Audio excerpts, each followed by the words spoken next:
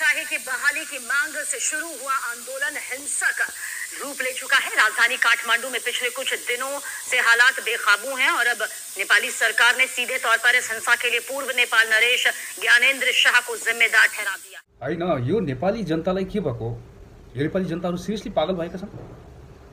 जो राजतन्त्रलाई सपोर्ट गरिराख्नु भएको छ, राजशाहीलाई सपोर्ट गरिराख्नु भएको छ, आज भन्दा 16 साल पहिला 2008 मा संविधान सभा भएदेखि आजसम्म राजा कुन दुलामा छिपेर बसेथ्यो? उसले देशको लागि के गर्यो?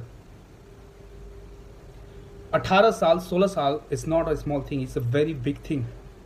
यदि तपाई साच्चीकै बुद्धिमान हुनुहुन्छ, यदि तपाई जनता साच्चीकै समझदार हुनुहुन्छ भनेपछि तपाईले जो समर्थक बनेर राजशाहीलाई समर्थन गरिराख्नु भएको छ, दिस इज अनएक्सेप्टेबल। अनि त्यो भनेको एकदम ठुलो गल्ती हो जस्तो मलाई लाग्छ। किन यार, आज 16 सालपछि तपाईँ आएर राजशाही राजशासन ल्याउँछु भनेर एउटा प्रोग्राम चलाइराख्नु भएको छ। अनि जो न्यू जेनेरेसनले न्यू कोसिस गरिरहेछन् कि यो देशमा केही सुधार होस्, यो देशमा केही परिवर्तन होस्, लाइक बालेन्साले जस्तै देशमा एउटा स्टेटमा एउटा महानगरपालिकाभित्र एउटा जो चेन्जेस लिएर नेपाललाई एउटा उदाहरणको रूपमा देखाउने कोसिस गरिराख्नु भएको छ। सेम थिङ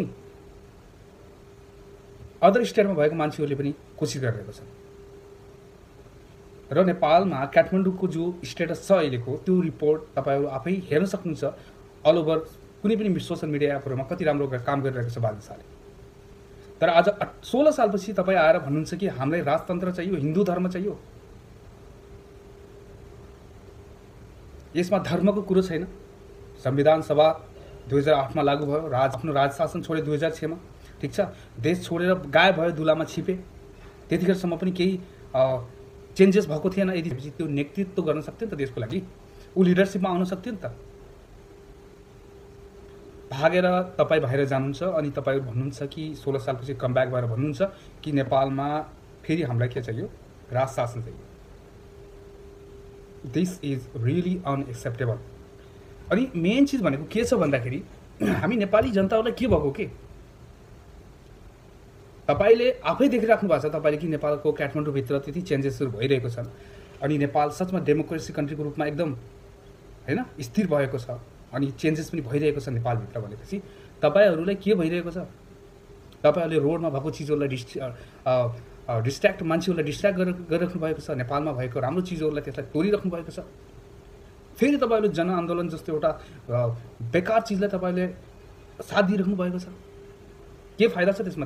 त्यसमा अझै तपाईको नेपाल 10 साल पछाडी जान सक्छ जस्तो लाग्छ मलाई। प्लिज, वार भन्दा ठुलो कुरो केही छैन।